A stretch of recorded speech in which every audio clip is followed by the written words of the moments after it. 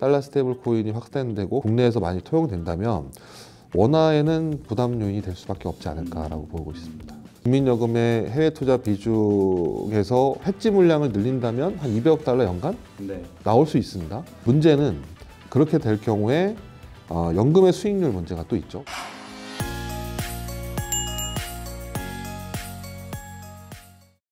환율 시장에 대한 관심이 뜨겁습니다. 우리나라 환율 시장 진단해보기 위해 KB국민은행 찾아왔습니다. 더벨 이동섭 기자입니다. 최근에 원달러 환율이 1,500원 선까지 오르면서 시장에 관심을 모으고 있습니다.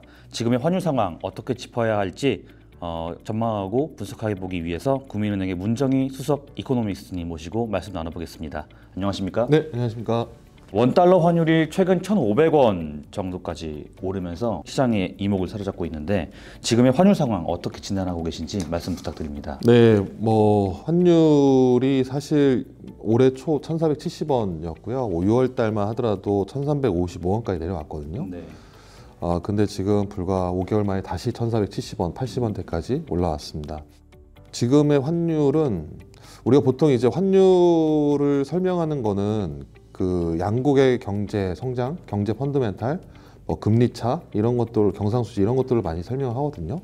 근데 지금은 한국과 미국 금리 차도 시장 금리 차도 좁혀졌고, 그 다음에 경상수지 흑자도 최고치이고, 경제도 나쁘지 않잖아요. 근데 환율이 계속 오르는 건 이제 원화가 계속 약세라는 건데, 지금의 환율은 원화의 약세가 수급과 심리가 아닌가. 그러니까 경제적인 상황, 금리나 이런 것들로 설명할 수 없는.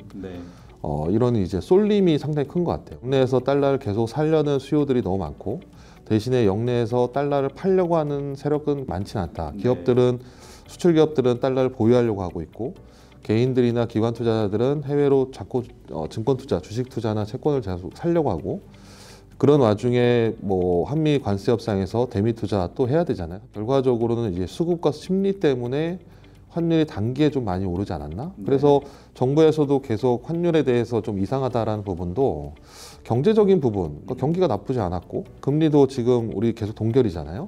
그런데도 불구하고 환율이 높다는 거는 과도하게 해외로 나가는 자금들이 너무 많다. 그런 부분에서 환율이 이코노미스트나 그러니까 경제적으로 예측하는 것을 상당히 벗어나지 않았나? 과도하게 많이 올랐다라는 부분은 맞는 것 같다라고 볼 수 있습니다. 그 방금 말씀해주신 한미 관세 협상의 핵심인 연 200억 달러, 총 2천억 달러 대미 투자를 한다는 부분이 있는데 말씀하신 것처럼 이 투자 자체는 그럼 외환 시장에 부정적인 영향을 줄 수 있을까요? 그렇죠. 일단은 우리가 들어오는 돈이 아니라 나가야 되는 돈이고 물론 이게 이제 운용 수익이나 이런 것들로 해서 원래 들어오는 돈은 아니다라고 얘기하지만 엄밀히 보면은 외환 보유고로 운용을 했던 수익이 들어와서 달러의 공급 요인으로 시장에서 활용이 돼야 되는데 그게 아니라 다시 들어오지 않고 계속 나가야 된다면 어차피 달러 수요 요인이잖아요. 그래서 그 자금이 앞으로 공급되지 않는다는 것 자체는 외환 시장에 있어서는 환율의 상승 요인이 되지 않을까. 그럼 정부는 외화자산 운용 수익과 외채 발행을 통해서 200억 달러를 조달하겠다고 했는데 이 방식에 대해서는 어떻게 보십니까? 이게 사실 가장 정부가 가장 고민했던 방식이었던 것 같아요. 역내 외환 시장에 영향을 주지 않는 정도의 수준. 그러니까 물론 들어왔으면 좋았을 텐데 들어오지 않고 그 자금이 그대로 나가기 때문에 국내 시장에서 조달하는 건 아니다라고 얘기를 하잖아요. 그래서 그 부분에 있어서는 제가 시장에서도 최선의 방법이 아니었나라고 생각은 들지만. 그 자금이 오히려 들어왔으면 오히려 공급 요인이 좀 늘어났으면 지금 환율보다 좀 안정적이지 않을까라고 볼 수 있을 것 같고 또 하나는 이게 10년이잖아요 향후 앞으로 10년 동안 계속 200억 달러씩은 안 들어오는 거다라고 볼 수 있기 때문에 사실 그런 부분 봤을 때는 공급 측의 하나의 요인이 10년 동안 빠져야 된다는 부분은 시장에서는 좀 부담될 수 있는 부분일 것 같아요. 그 200억 달러 규모 자체만 보시면 이게 어느 정도 규모로 가늠해야 될지 좀 궁금하거든요. 200억 달러를 보면은 사실 우리나라가 연간 경상수지 보통 얘기를 하는데 그러니까 달러 들어오는 자금이잖아요. 그런데 이제 저희 작년에 같은 경우 900억 달러, 올해 1000억 달러인데 최근에 평균적으로 한 5년 평균 보면 한 600억에서 700억 달러거든요. 근데 그거에서 200억 달러니까 거의 한 30% 정도 되는 거죠. 반면에 외환 시장 부담을 줄이는 카드로 최근에 선박금융 조선 프로젝트 마스가라고도 하는데 이 카드가 굉장히 주목을 받기도 했습니다. 이 부분이 외환 시장에 미친 영향은 좀 어떨까요? 제일 좋은 거는 미국 트럼프 입장에서 봤을 때 트럼프 정부가 대미 투자를 요구하지 않았으면 좋았을 건데 요구를 했고 거의들 합의를 했던 부분이 뭐 마스가 1,500억 달러랑 민간 투자 2,000억 달러잖아요. 네. 조선업 자체가 사실 선박 같은 경우가 수주를 하고 그거를 이제 자금을 받아서 영내로 이제 환전을 하잖아요. 근데 그 자금 자체가 줄어드는 거죠. 올해만 하더라도 선박 수출 금액이 한 280억 달러 정도 되거든요. 작년 한 220억 달러. 그러니까 그 정도에서 1,500억 달러면 연간 200억 달러 나간다고 본다면 100억 달러 이상의 그것도 마찬가지로 들어올 자금이 나간다는 부분에 있어서는 외환 시장에는 뭐 긍정적이진 않다. 지금까지 우리나라 외환 시장을 주로 말씀해 주시는데 네. 말씀을 들어보니까 미국 입장에서는 전 세계 많은 국가들과 함께 이 관세 협상을 하고 많은 네. 투자를 받잖아요. 네. 그러면 이 강달러의 현상이 네. 앞으로 장기 고착화되는 건 아닌지 이런 생각이 들긴 하거든요. 네. 그렇죠. 달러가 들어오는 것 자체는 달러 수요가 이제 많아진다는 거기 때문에 네. 사실 그리고 미국으로 들어가고 그게 투자를 만들어서 미국에서 투자가 올라간다는 것은 성장률을 또 상향시키는 이유이기 때문에 전반적으로 달러는 강세로 볼 수 있겠죠. 그런데 지금 달러의 또 하나의 이제 부정적인 요인 하나는 또 부채가 많아요. 또 네. 생각보다. 그래서 미국의 총 부채가 한 GDP의 120% 가까이 되고 1년에 이자를 한 1조 달러씩을 또 지급을 해야 되거든요. 네. 그러니까 들어오는 돈은 달러 강세지만 또 나가야 될 돈이 적지 않다라는 부분을 봤을 때는 그걸 네. 또 상쇄시키긴 하거든요. 그리고 또 달러 자체가 미국의 무역이나 이런 것들을 봤을 때는 상당히 고평가돼 있긴 해요. 네. 경제나 아니면 부채나 아니면은 무역으로 봤을 때 계속 미국은 무역 수지 적자잖아요. 네.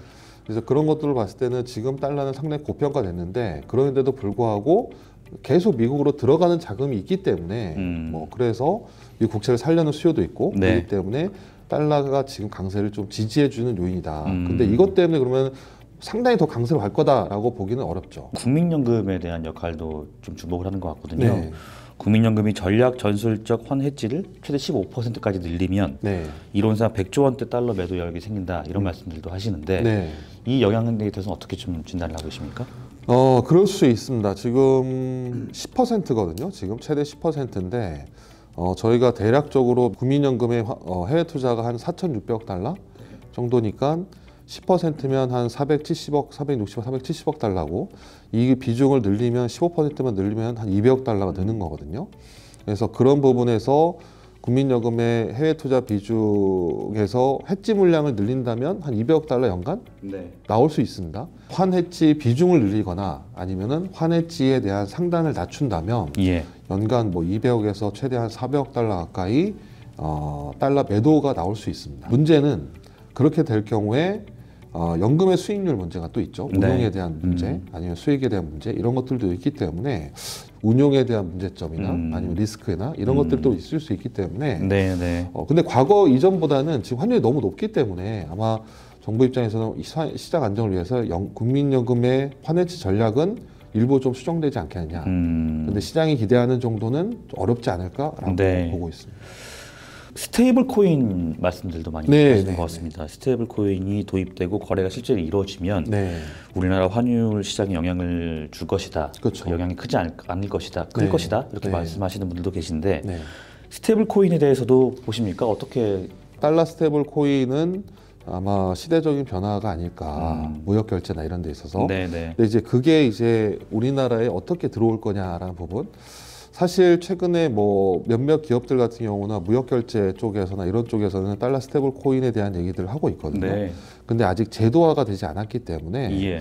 그래서 그런 부분에서 아직은 뭐 시스템적인 문제, 그다음에 제도적인 문제, 자본에 대한 유출 문제나 이런 네. 것들이 남아 있어서 아직은 뭐 제대로 활용되지 않고 있지만 만약에 그런 것들이 미국을 시작으로 해서 전 세계적으로 그다음 우리나라도 도입할 수밖에 없는 그런 시장 상황이 된다면 지금은 달러가 현물로 들어오지 않고 바로 결제가 되는 거잖아요. 네. 현물로 들어와서 달러가 환전되면은 시장 안정 조치가 되는데 그렇지 않고 그냥 뭐 시스템적으로나 거래로만 활용이 된다면 달러가 들어오지 않는다는 부분에 봤을 때는 원화 환율에는 좀 부담 요인이 될 수 있겠죠. 그래서 달러 스테이블 코인 자체는 달러 패권을 유지하는 전략이다라는 얘기도 있고 네. 그렇게 될 경우에는 아마 달러 원 환율에는 상방 요인이 될 수도 있다. 그래서 근데 다만 아직은 뭐 데이터가 많지 않다. 네. 그다음에 활용도 문제나 제도적인 문제. 그래서 그거는 좀 시간이 걸리겠지만 시스템적으로 이게 가야 될 길이다라고 한다면 네. 결과적으로도 좀 미래로 봤을 때는 달러 스테이블 코인이 확산되고 국내에서 많이 통용된다면 원화에는 부담 요인이 될 수밖에 없지 않을까라고 보고 있습니다.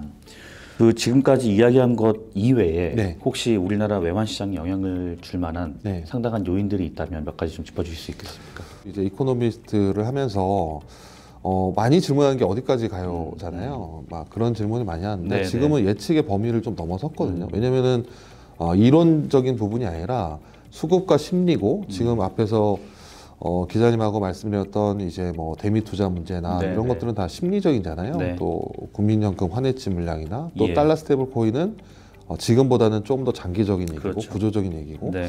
그런데 고환율이 고착화되면은 환율이 그러니까 원화가 약세가 너무 고착화되면은 국내 경제가 더 상당히 어려워집니다. 네, 경제적으로. 왜냐면은 국내 투자가 되지 않고 다 해외로 나가야 되기 때문에 국내는 점점 어려워지는 거죠. 우리가 말하는 공피화 된다고 얘기하는데. 네. 근데 이게 자칫 잘못하면은 일본처럼 가는 상황이잖아요. 네네. 일본도 엔캐리 트레이드가 사실은 일본 경제를 더 어렵게 만들었거든요.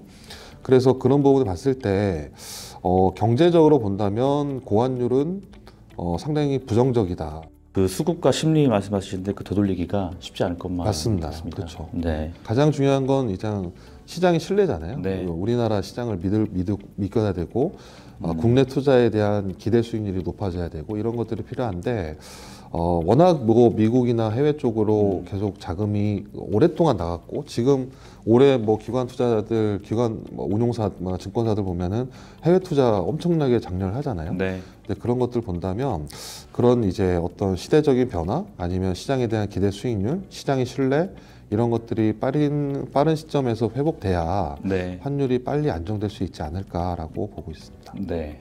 지금까지 우리나라 외환 시장에 미치는 영향에 대해서 국민은행 문정희 수석 이코노미스트님 말씀 들어봤습니다. 최근 외환 시장에는 수급과 심리의 영향이 크고 이것이 장기적으로 우리나라 경제의 궁핍화를 불러올 수 있다라는 말씀해 주시면서 그것을 극복하기 위해서는 시장 신뢰가 중요하다는 말씀해 주셨는데요. 앞으로 우리나라 시장이 어떻게 변화할지 한번 살펴봐야 될 것 같습니다. 오늘 바쁘신 시간 내주셔서 감사합니다. 네, 감사합니다. 감사합니다.